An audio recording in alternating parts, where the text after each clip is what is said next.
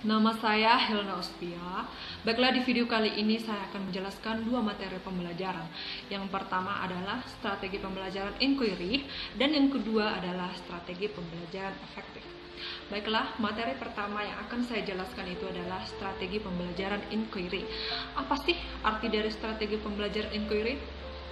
Iya, jika dilihat dari kata inquiry-nya, artinya adalah pemeriksaan atau penyelidikan. Jadi, strategi pembelajaran inquiry ini adalah strategi pembelajaran yang menekankan pada proses berpikir kritis dan analitis untuk mencari dan menemukan pengetahuannya sendiri. Ya, pengetahuannya sendiri ini ditujukan kepada siswa ya. Jika dilihat dari pengertian strategi pembelajaran inquiry ini, di situ dibutuhkan keaktifan siswa dan guru hanya sebagai pembimbing atau sebagai fasilitatornya saja. Kemudian, adapun karakteristik strategi pembelajaran inquiry itu ada 4 bagian. Yang pertama adalah pembelajaran berpusat pada siswa. Dan yang kedua adalah siswa harus aktif. Yang ketiga adalah mencari dan menemukan. Yang keempat adalah siswa harus berpikir kritis dan analitis. Ya, kemudian adapun langkah-langkah penerapan strategi pembelajaran inquiry. Yang pertama adalah orientasi. Apa sih arti orientasi itu? Iya, arti orientasi ini adalah langkah membina suasana atau iklim pembelajaran yang responsif. Di situ guru yang dilakukan oleh guru itu adalah mengkondisikan agar siswa siap melaksanakan proses pembelajaran tersebut. Ya. Dan di dalam ruangan itu guru harus menyampaikan atau akan menyampaikan apa-apa saja yang dilakukan oleh siswa di dalam ruangan itu selama berlangsungnya proses pembelajaran agar tercapainya tujuan pendidikan. Kemudian langkah yang kedua adalah merumuskan masalah. Di situ, di dalam langkah kedua ini, siswa akan dibawa kepada suatu persoalan yang mengandung teka-teki. Kenapa harus persoalan yang mengandung teka-teki? Iya, karena persoalan yang mengandung teka-teki itulah siswa akan ditantang untuk berpikir kritis dan analitis untuk mencari dan menemukan atau memecahkan masalah teka-teki itu. Karena persoalan yang disajikan tersebut pasti ada jawabannya. Iya. Di dalam proses pencarian jawaban itulah yang dibutuhkan di dalam strategi pembelajaran inquiry. Oleh sebab itu, siswa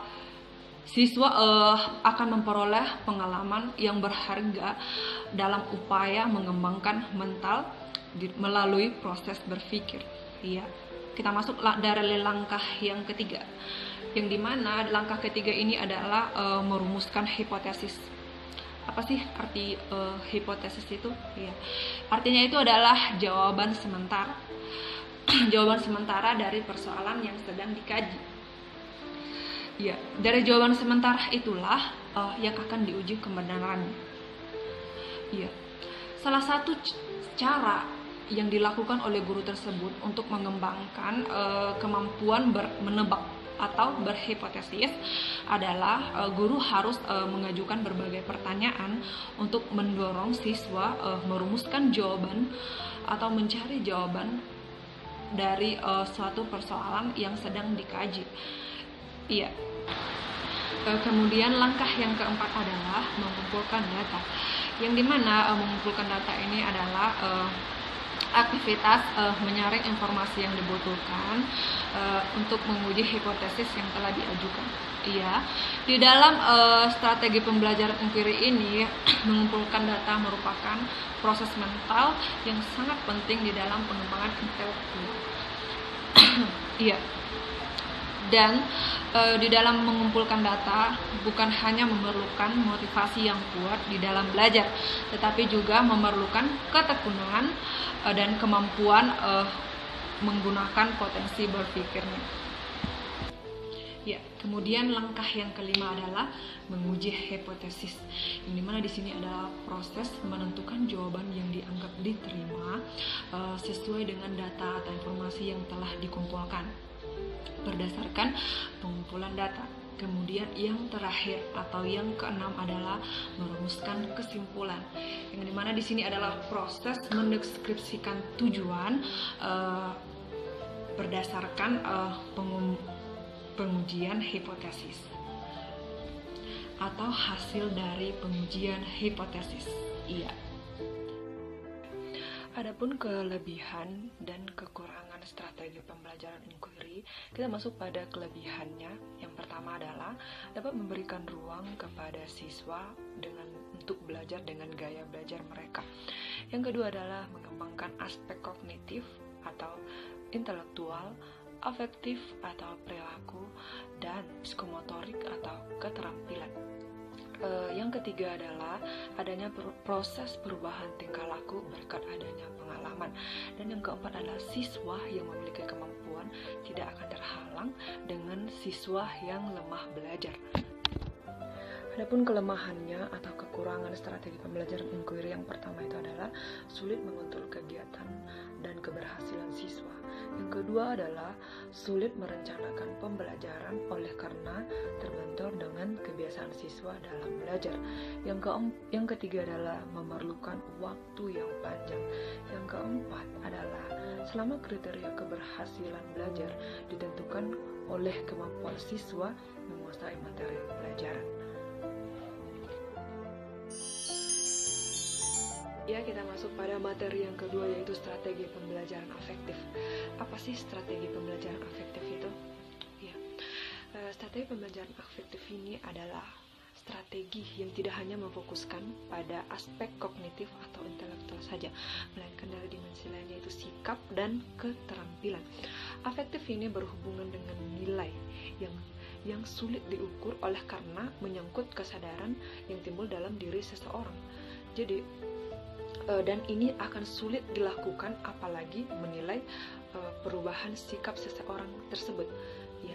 Adapun proses pembentukan sikap, yang pertama adalah pola pembiasaan, yang dimana artinya adalah proses pembentukan sikap dan perilaku yang relatif menetap, yang bersifat otomatis melalui proses pembelajaran yang berlangsung-langsung.